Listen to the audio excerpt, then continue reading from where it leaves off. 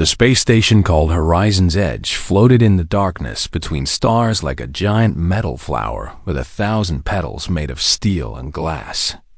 Ships came and went every hour carrying traders and diplomats and refugees from 100 different worlds. The station was old. Some said it was older than most civilizations. It had been built by beings who had turned to dust long before humans learned to make fire. Emily Kim stood at the viewport of the human shuttle and watched the station grow larger. She was 34 years old, with black hair cut short and eyes that seemed to look through things rather than at them. She wore the gray uniform of Earth's security forces with no medals or decorations. The uniform was clean but worn at the edges like it had seen too many missions. Ambassador David Park stood beside her adjusting his formal jacket for the 10th time. He was nervous, and Emily could tell. His hands kept moving to smooth fabric that did not need smoothing. "This is it," David said. "First official human delegation to the Galactic Council." No pressure, right? Emily did not smile. She rarely did. She just kept watching the station grow closer. Behind them sat Michael Lee, the pilot, and James Yoon, the engineer, and Dr. Kevin Cho, the science officer, and Dr. Rachel Han, the medical officer. They were all quiet. They all knew what this mission meant. Humanity had been discovered by alien life only 15 years ago. In that time, humans had gone from curiosity to nuisance to something the galaxy could not quite figure out. The shuttle docked with a soft thump, and the airlock hissed open. Emily was first through the door. She always was. The station interior was vast. The ceiling rose so high it disappeared into artificial clouds. Beings of every shape and size moved through the corridors. Some walked on two legs like humans. Some floated. Some crawled. Some existed as clouds of light or shadow. The air smelled like ozone and something sweet that Emily could not name. A creature approached them. It stood 8 feet tall with skin like polished silver and 4 arms and eyes that wrapped around its entire head. It wore robes of deep purple. "I am Keeper Vaughn," it said in perfect English, though its mouth did not move. The words appeared directly in their minds. "You are the human delegation. You must be processed through the registry before you may proceed." David stepped forward with his diplomatic smile. "Of course. We are honored to be here." "The registry is the scanner," Yes, Vaughn nodded. "The registry scanner catalogs all known sentient species. It has done so for 12 billion years. It determines your classification and your place in galactic society." This way. They followed Vaughn through winding corridors past shops selling things humans had no words for, and restaurants serving food that moved on its own, and temples dedicated to gods from worlds that no longer existed. Finally, they reached a massive chamber at the heart of the station. The registry scanner stood in the center. It was not what Emily expected. She had imagined something like the metal detectors at airports back on Earth. Instead, was a pillar of light stretching from floor to ceiling.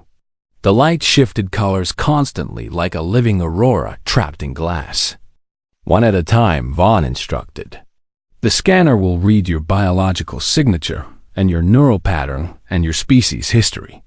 It will then assign your classification." David looked at Emily. She nodded, and he stepped forward first. The light wrapped around him like water.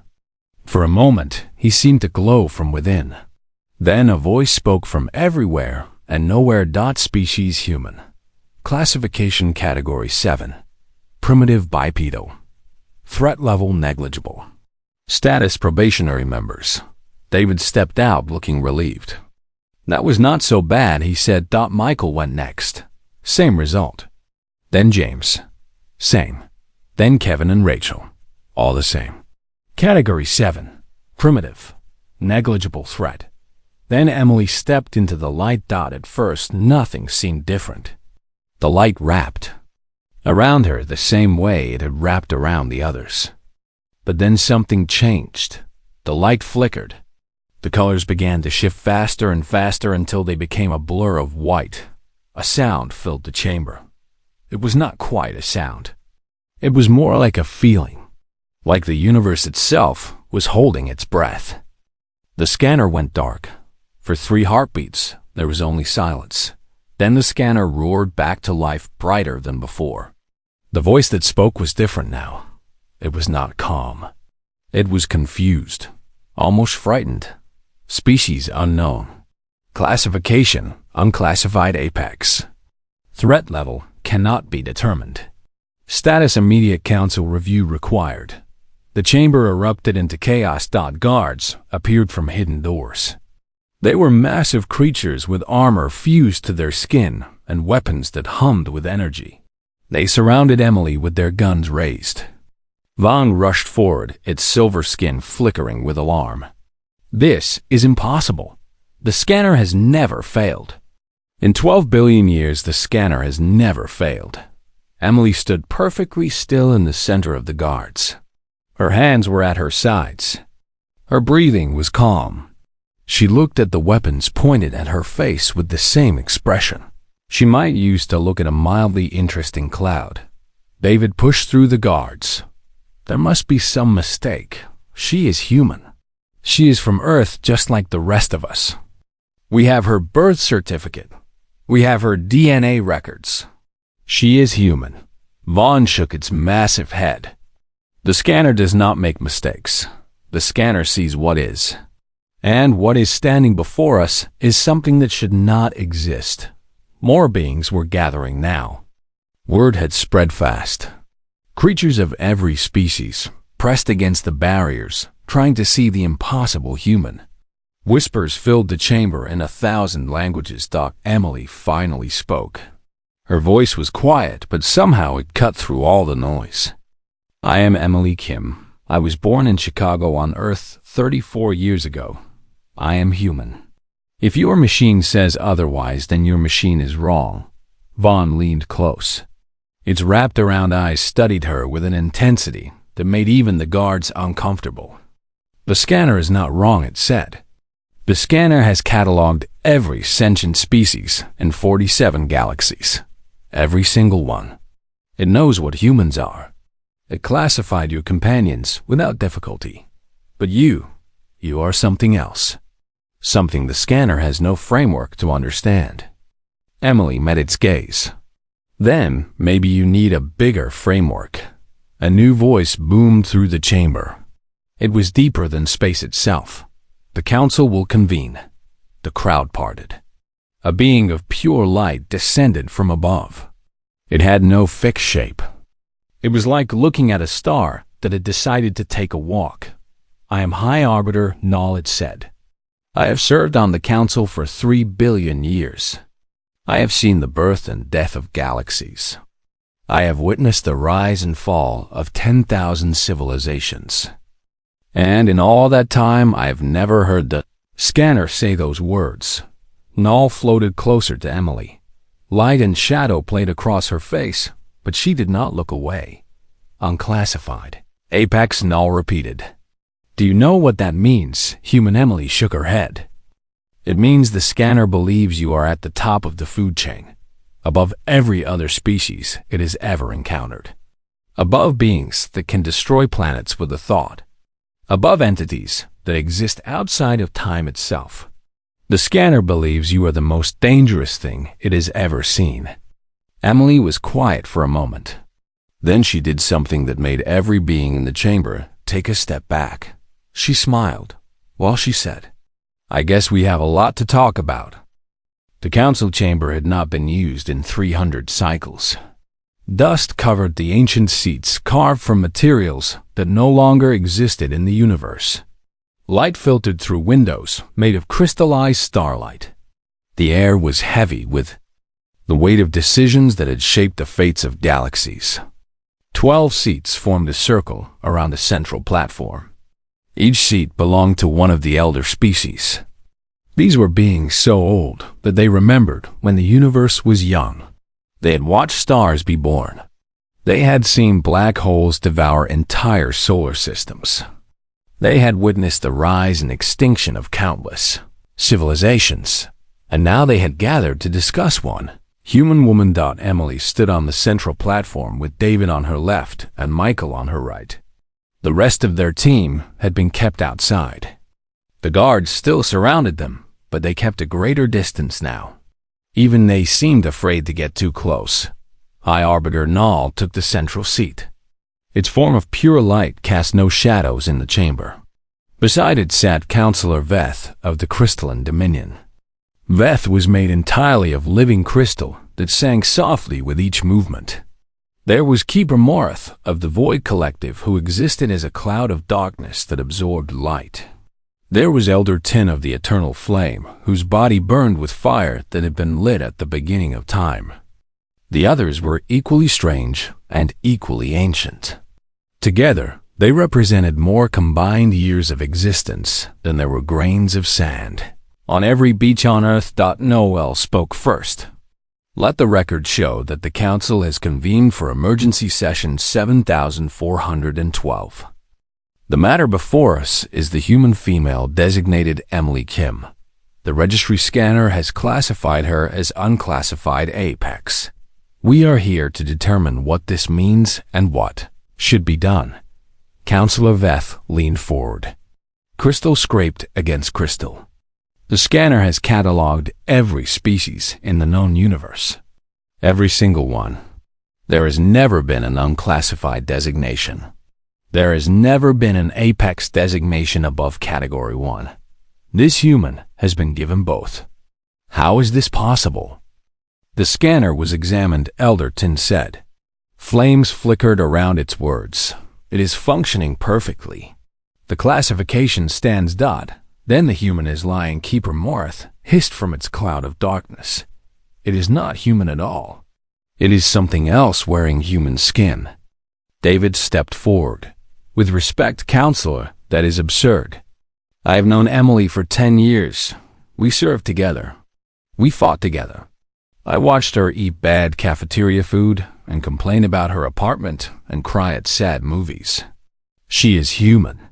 Completely and entirely human. Morris swirled with agitation, then explained the scanner reading. David opened his mouth, but no words came. He could not explain it. None of them could. Emily finally spoke. May I address the Council? Nino considered for a moment.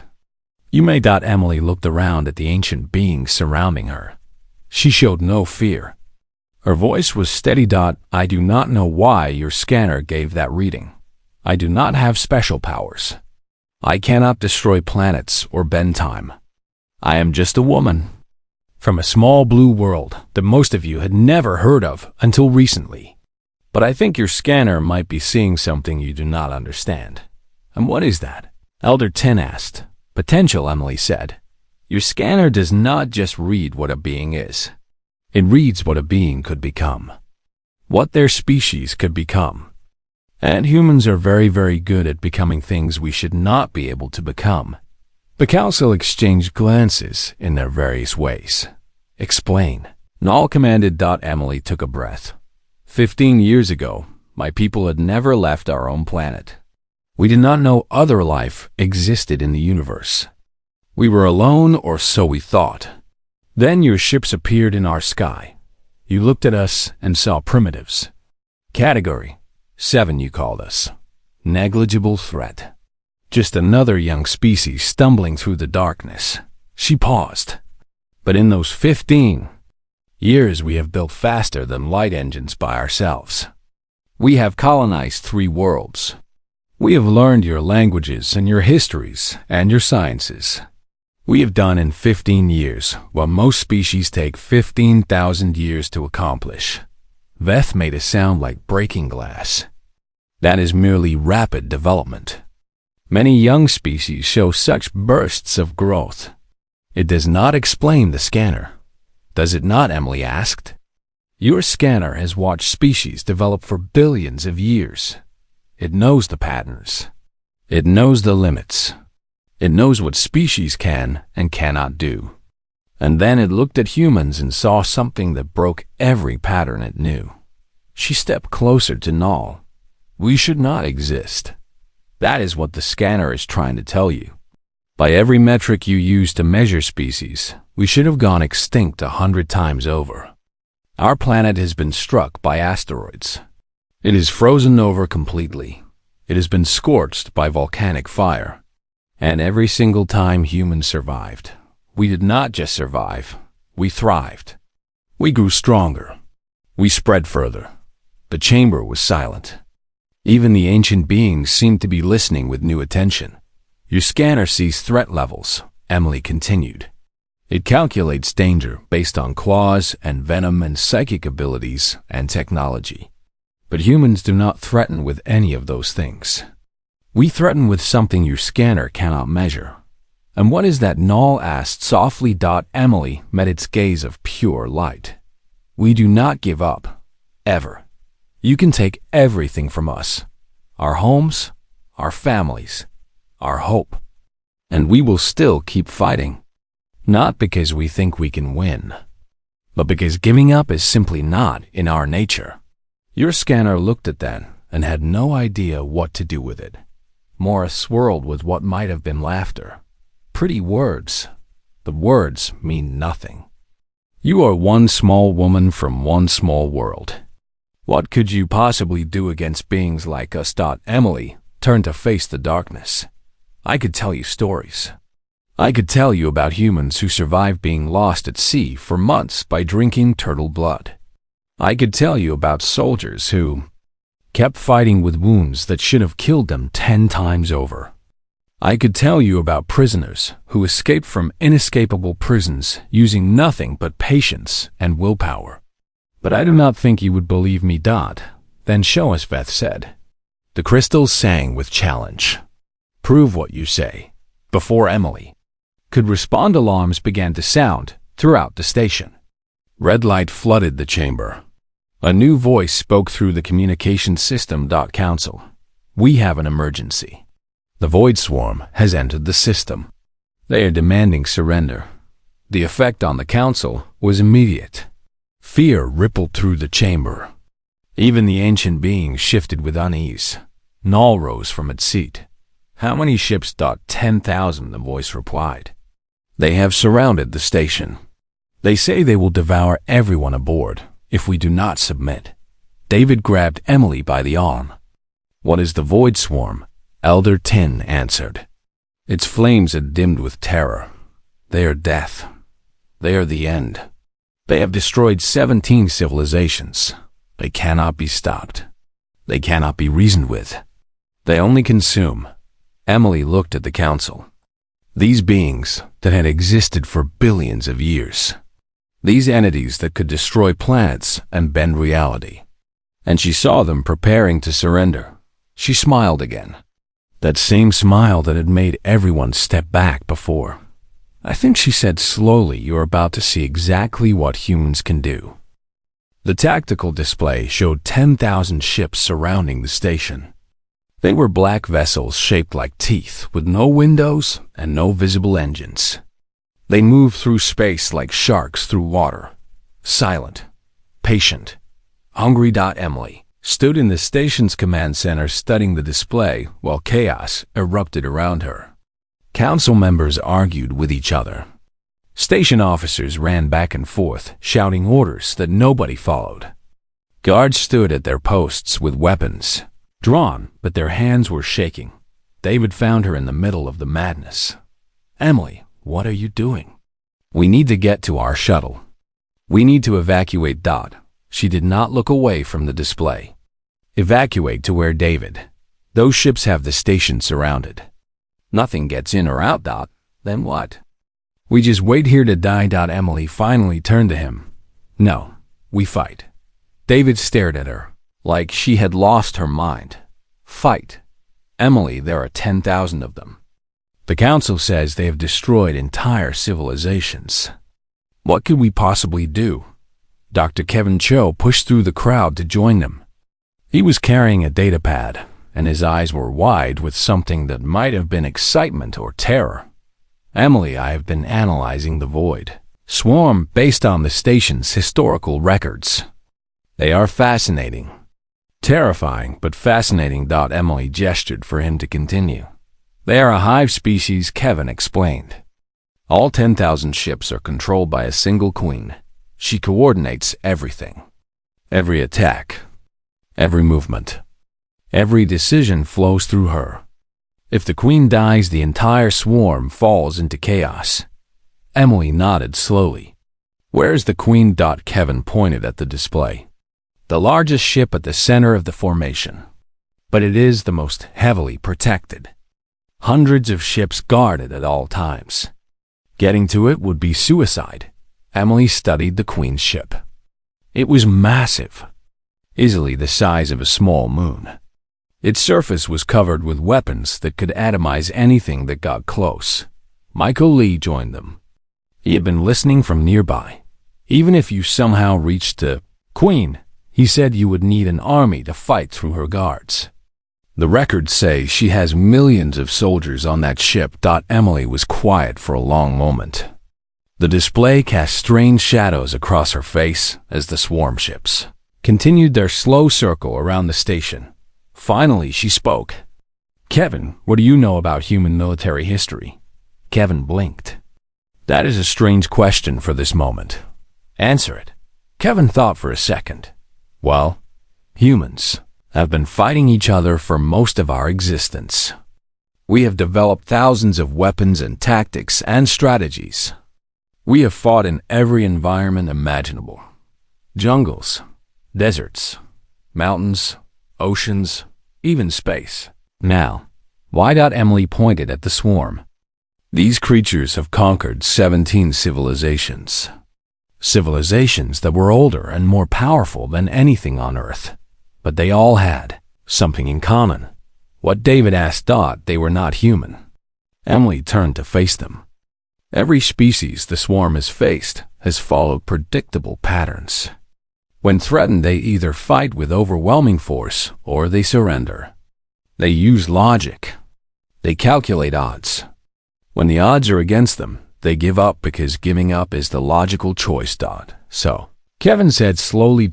So the swarm has never faced a species that does not follow logic. They have never faced a species that will keep fighting even when there is no hope. They have never faced a species that considers impossible odds to be a challenge, rather than a reason to quit. David shook his head. Emily, this is insane.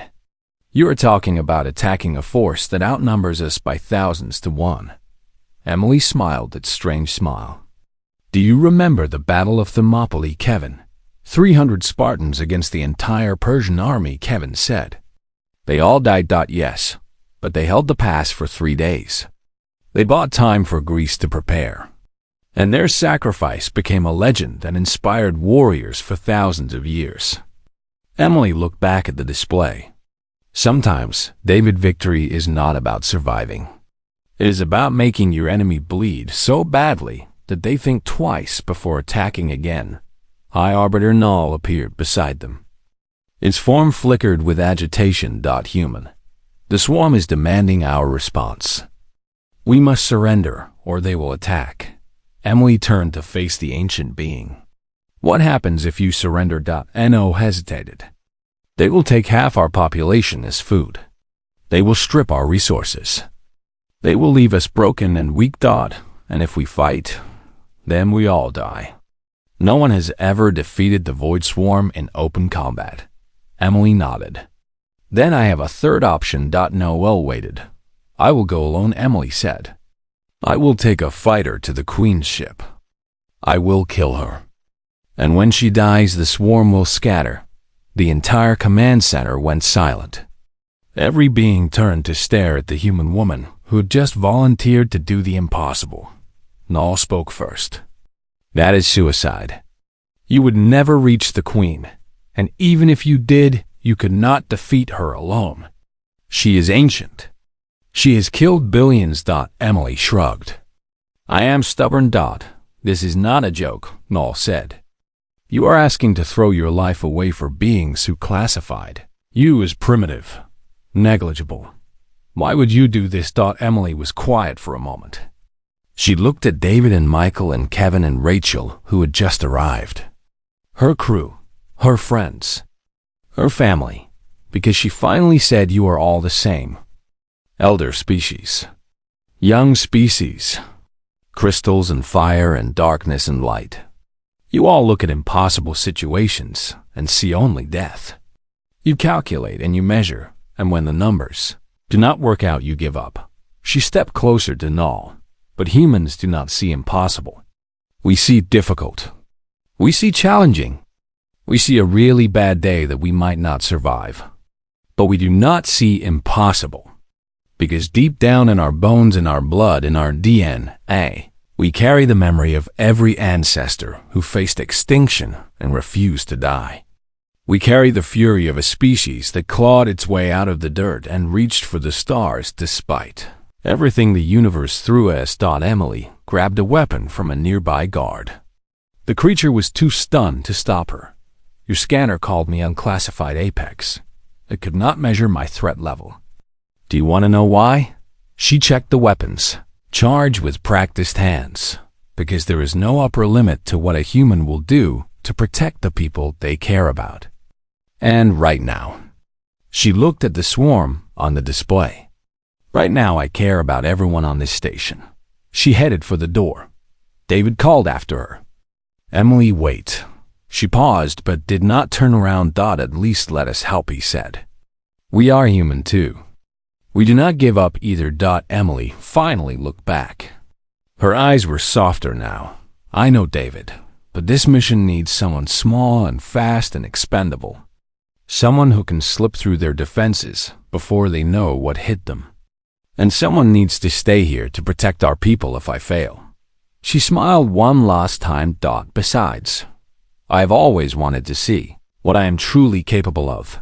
Then she was gone, walking toward the hangar bay, walking toward 10,000 enemy ships, walking toward almost certain death, and she was not afraid.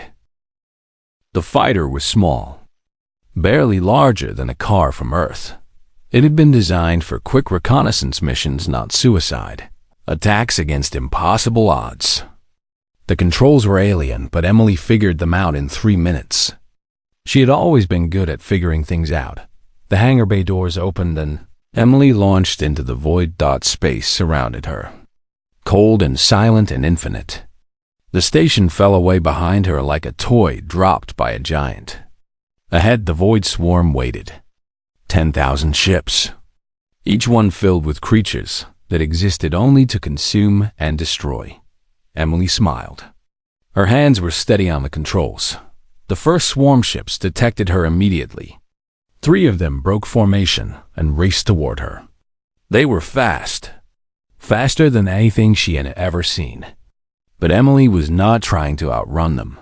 She flew straight at the lead ship. At the last possible second, she rolled hard to the left. The swarm ship tried to follow, but it was too big, too slow. It collided with one of its companions. Both ships exploded in a flash of blue fire. The third ship opened fire. Energy beams sliced through space around Emily. She dove and spun and twisted. The fighter groaned under the stress. Warning lights flashed across the control panel. She ignored them. She had been flying combat missions since she was 22. First in Earth's atmosphere, then in the cold depths of space. She had survived dogfights that killed pilots with twice her experience. She knew how to make a ship do things it was never designed to do. The third swarm ship exploded as Emily put 2 shots through its engine core. More ships were coming now. Dozens of them. The swarm had finally noticed a tiny human craft racing toward their queen. Emily pushed the throttle to maximum. The fighter screamed forward. Stars blurred into streaks of light around her. David watched from the station's command center. His heart pounded in his chest as he tracked Emily's signal on the display. She is insane, Michael said beside him. Absolutely insane. Kevin was running calculations on his datapad. She has made it further than anyone in recorded history. The swarm usually destroys threats within the first 30 seconds. She has been flying for 4 minutes. The display showed Emily weaving through a maze of enemy fire. Ships exploded around her, some from her weapons, some from collisions as the swarm vessels tried to catch her and crashed into each other instead. She is using their numbers against them, David realized. They have so many ships they cannot coordinate properly. High Arbiter Null floated closer to the display. Its form was brighter than before. Almost excited. In 3 billion years, it said softly, I have never seen anything like this. Emily was deep in the swarm now. Hundreds of ships surrounded her. The Queen's vessel loomed ahead like a metal mountain. Its surface bristled with weapons that tracked her every movement. Warning alarms screamed in the cockpit. The fighter had taken multiple hits. The left engine was failing. Life support was damaged. The hull was cracked in 3 places. Emily did not slow down. The Queen's guards formed a wall between her and the main ship. 50 vessels arranged in perfect formation, each one 10 times the size of her tiny fighter. Any sane pilot would have turned back. Any logical being would have accepted that the mission was impossible. The numbers were too great. The odds too long. Emily was neither sane nor logical. She was human. She aimed her fighter at the smallest gap in the formation and fired every weapon she had. The explosion tore through the guard ships. It was not enough to destroy them. It was not meant to be. The blast created a cloud of debris and fire and confusion. For exactly 2 seconds, the swarm could not see her. 2 seconds was all she needed. Emily punched through the gap. Her fighter scraped against a guard ship's hull. Metal screamed against metal. The cockpit window cracked. Air began to leak out. She did not stop. The Queen ship filled her entire view now. Its surface was covered with docking bays and weapon ports and strange organic growths that pulsed with alien life. Emily scanned for an opening. Any opening. There, a maintenance hatch near the belly of the ship. Barely large enough for her fighter. She dove toward it. Enemy fire chased her. Beams of energy sliced past, so close she could feel the heat. Through the cockpit walls, the hatch loomed. Larger, larger, larger. Impact. The fighter crashed through the hatch and tumbled into the ship's interior. Emily was thrown against her restraints as the craft bounced off walls and machinery and finally came to a stop in a corridor filled with darkness. For a moment there was only silence. Then Emily moved. Her body screamed with pain. 3 ribs cracked at least. Her left shoulder was dislocated. Blood ran down her face from a cut on her forehead. But she was alive. She was inside. She grabbed her weapon and kicked open what remained of the cockpit door. The corridor was organic, more like the inside of a living creature than a ship. The walls pulsed with a slow rhythm. Fluids dripped from the ceiling. The air was thick and hot and smelled like death. Sounds echoed from deeper in the ship. Clicking and hissing and the scrape of claws on metal. The Queen's guards were coming. Emily started walking. She did not know where the Queen was. She did not have a map or a plan or any backup. She only had her weapon and her training and the same stubborn refusal to die that had kept humanity alive for 200,000 years. The first guard appeared around a corner. It was massive. 8 feet tall with a body covered in black armor and claws that could tear through steel. It saw Emily and screamed. Emily shot it in the face. More guards came. 2, then 5, then a dozen. The corridor filled with the sound of combat. Energy blasts and screaming, and the wet thud of bodies hitting the floor. Emily moved through them like a ghost. She had been trained in close quarters combat by the best soldiers Earth had ever produced. She had fought in wars that most people had never heard of. She had survived things that would have broken anyone else. These creatures were dangerous, but they were not human. They did not fight with the desperate creativity of a species that had spent its entire existence on the edge of extinction. Hours passed, or maybe minutes. Time lost meaning in the dark corridors of the Queen's ship. Emily fought and killed and kept moving forward. Her ammunition ran low. She took weapons from fallen guards. Her injuries accumulated. She ignored them. Finally, she found it. A massive chamber at the heart of the ship. The walls were covered with strange symbols that glowed with sickly light. The floor was slick with something she did not want to identify. And in the center sat the Queen Dot. She was enormous. 30 feet tall, with a body that was part insect and part nightmare. Thousands of smaller creatures crawled across her surface. Her eyes were ancient and cold and filled with a hunger that had devoured civilizations. She looked at Emily, this tiny human, woman covered in blood and barely able to stand, and she laughed.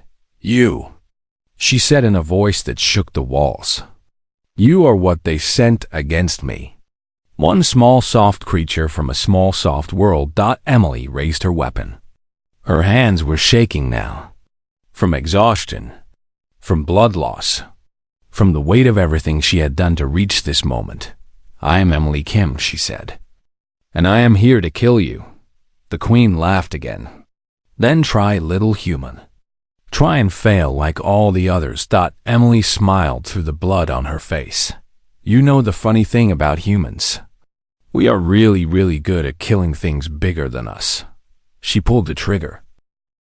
The battle lasted 14 hours. 14 hours of combat in a dais chamber designed to give every advantage to the Queen. 14 hours of dodging claws that could crush starships and surviving attacks that had destroyed entire armies. 14 hours of fighting with broken bones and failing muscles and a body that should have stopped working long ago. The Queen was old. She had killed billions of beings across 17 civilizations. She had faced warriors with technology that made human weapons look like toys. She had never lost, but she had never faced a human. Emily did not fight like the other species the Queen had encountered. She did not charge forward with honor or retreat with logic. She fought dirty. She fought desperate. She used every trick she had learned in 20 years of combat and invented new ones on the spot. When her weapon ran out of ammunition, she threw it at the Queen's eyes and used the distraction to grab a shard of metal from the floor. When the Queen pinned her against the wall, she bit through the creature's flesh until it released her. When her legs finally gave out, she crawled. The Queen grew frustrated, then confused, then afraid. "Why will you not die?" she screamed. "I have killed gods. I have consumed civilizations. You are nothing. You should be nothing." Emily pulled herself up using the Queen's own body. Her vision was blurring. Her heart was beating irregularly. She could feel her life draining away with every second, but she could also feel the weakness in the Queen's movements. The creature was wounded, badly. Emily had carved her way through the ancient being's defenses with nothing but stubbornness and spite. "You want to know why I will not die?" Emily gasped.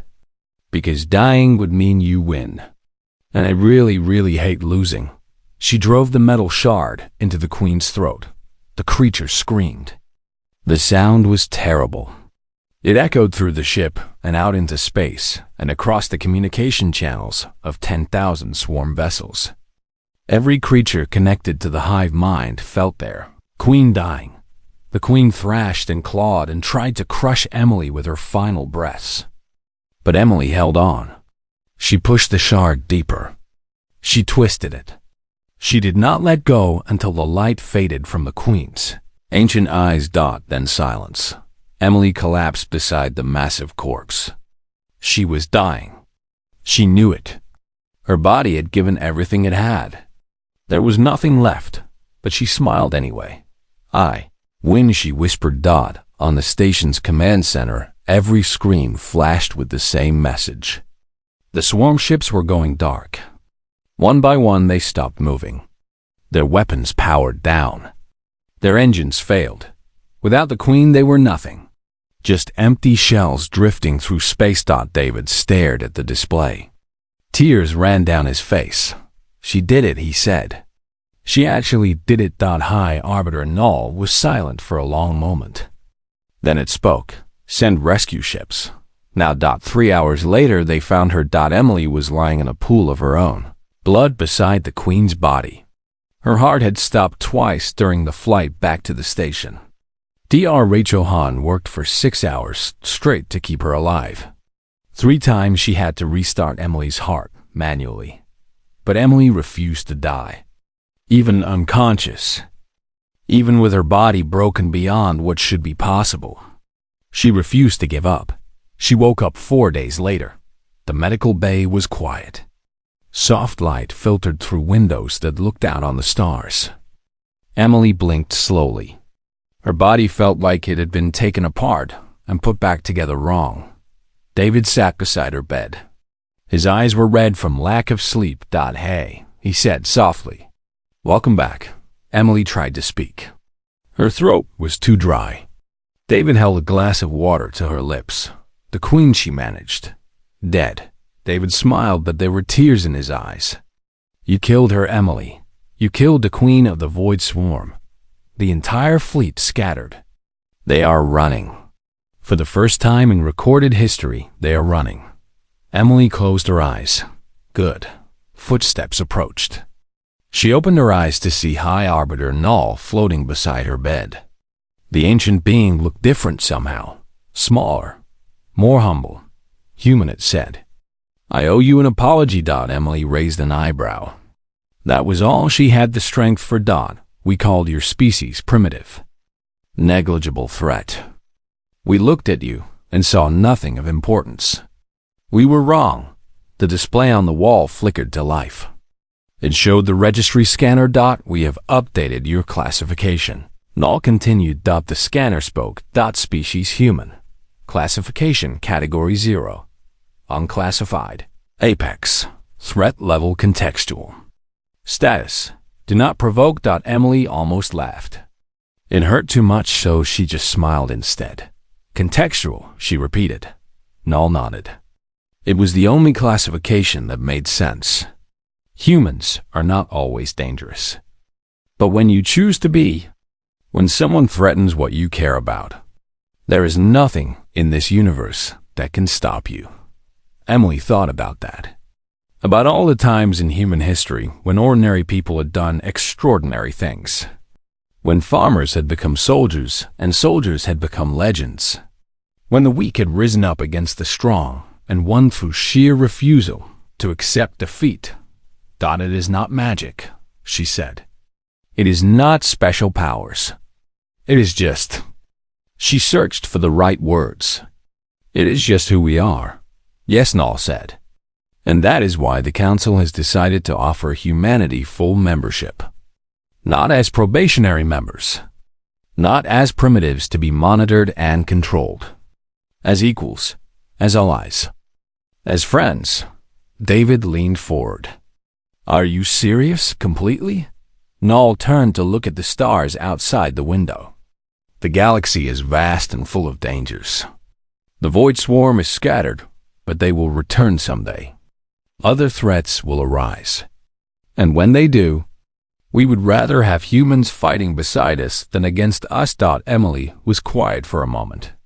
She looked at David, at the stars, at the impossible future that had opened up before them. One condition, she said finally. Name it. I want a vacation first. A real one. With a beach. And no aliens trying to kill me. Null made a sound that might have been laughter. That can be arranged. 6 months later, Emily stood on a beach on the first human colony world. The sand was warm beneath her feet. The ocean stretched out to the horizon. 2 suns hung in the sky painting. Everything in shades of gold and orange. David walked up beside her. You know, he said, the Council is calling you the Apex. Some of them want to build statues in your honor. Emily shook her head. I did not do it for statues. I know. David looked out at the ocean. You did it because you are human. Because that is what humans do. Emily thought about the journey that had brought her here. The scanner that had called her something impossible. The council that had feared her, the queen that had underestimated her, and the galaxy that was now learning what humanity was truly capable of. "We're going to be okay," she said softly. "Humans, I mean. Out here among the stars. We are going to be okay." David nodded. "More than okay. We are going to show them all what Category 0 really means." Emily smiled. That same smile that had made ancient beings step back in fear. But now it was softer, warmer, full of hope instead of challenge. Somewhere above them, the stars waited, full of wonders and dangers and possibilities beyond imagination. And humanity was finally ready to meet them, not as primitives, not as negligible threats, as the unclassified apex, as humans, and that made all the difference.